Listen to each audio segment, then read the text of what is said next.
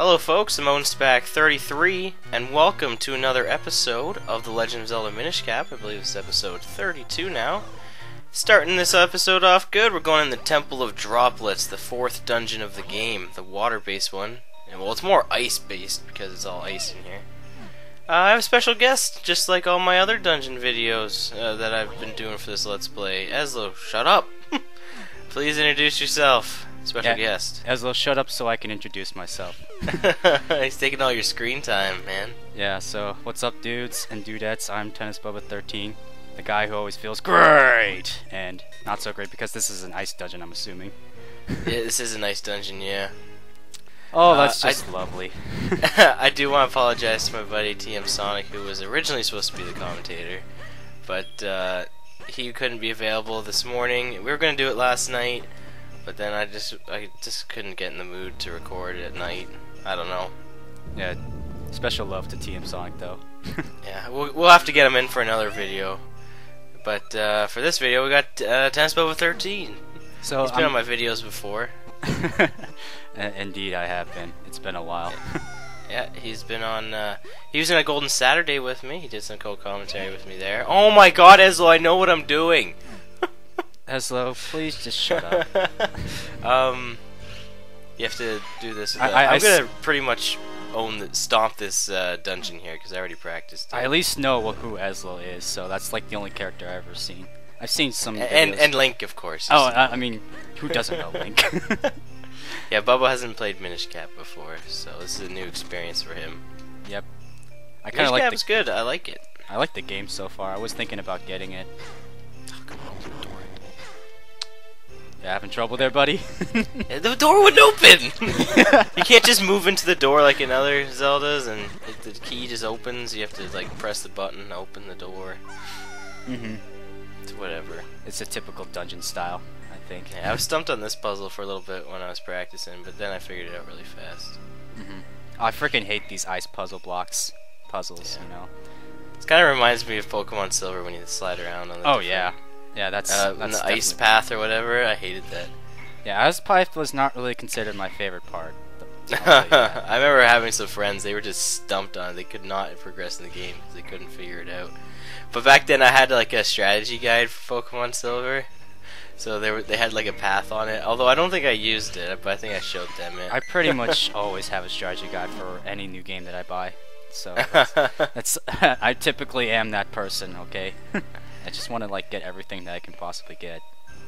Well, that was a good Christmas that year because I got Pokemon Silver, and then I also got the strategy guide with it too, so it was pretty good. Mm-hmm. That was the first time I ever had a strategy guide, I think, for a game. Yeah, I always have to have a strategy guide no matter what. I'm just that person. That person who just loves to get lost, and that's it. I'm just like, we already got the big key, so I guess it's boss time already. This is the shortest dungeon ever made.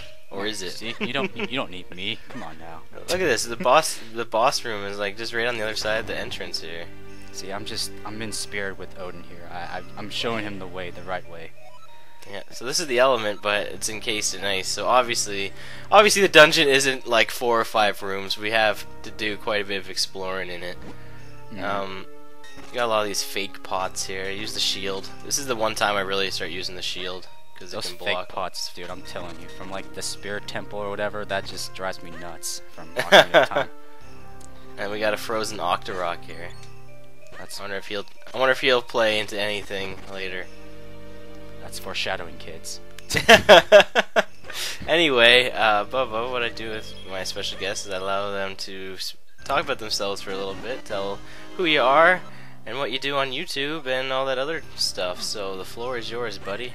My pleasure. So, as you may know, I am a Let's Player on my channel. I do I do retro games a little bit, and I sometimes do like a little bit of new games, but I'm mostly a retro player, and so I basically just do like from Super Nintendo to N64 to GameCube. I'm mostly a GameCube person, but I like to do other games on the Wii's and a few games on the PS3s.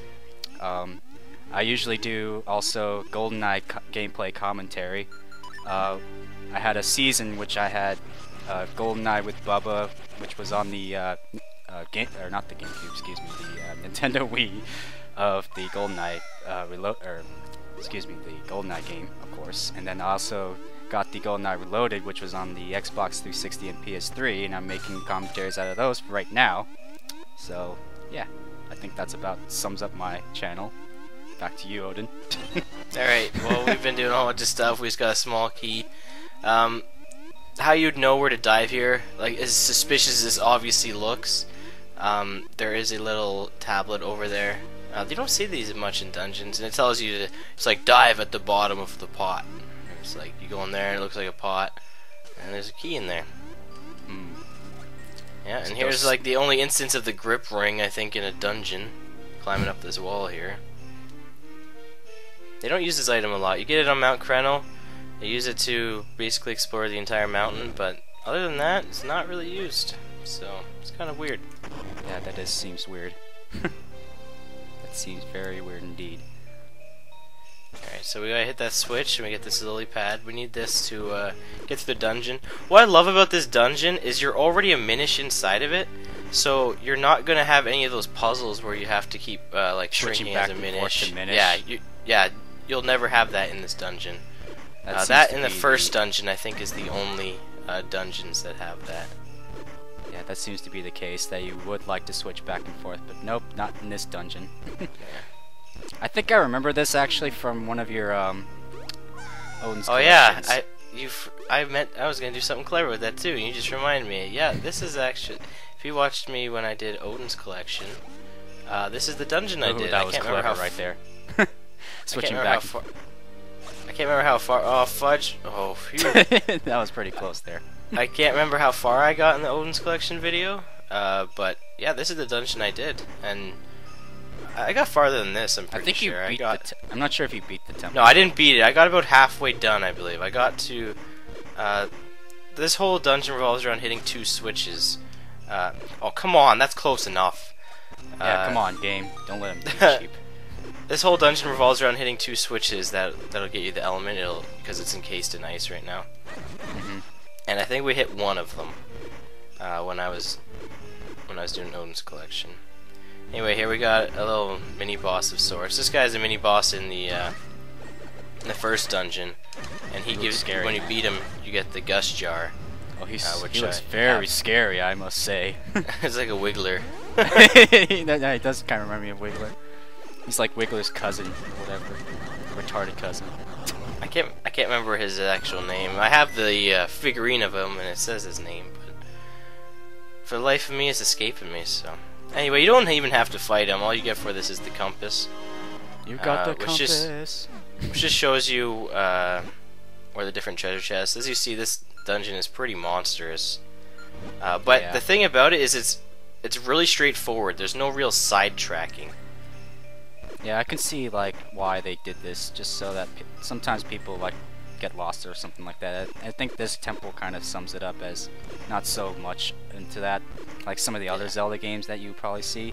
Like a lot of those involve backtracking and whatnot. Yeah, especially not like so Majora's much. Mask. I think Majora's Mask is the troublesome, because I never actually finished beating that game, and I could never seem to like remember what I'm supposed to do, because it's like most of it's backtracking, I think.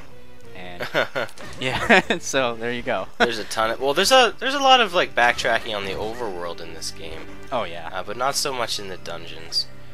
This is actually a very simple ice puzzle. Oh jeez, more blocks. Damn you blocks! You only actually have to. Okay, let's get these guys out of here. I think they're like mites or something. I don't remember what these guys are called. The only backtracking you'll find in this dungeon, there's 2 treasure chests. That's one of them right there. And then there's another one that's just beside this room. They're in ice, and you don't have a way of melting the ice just yet.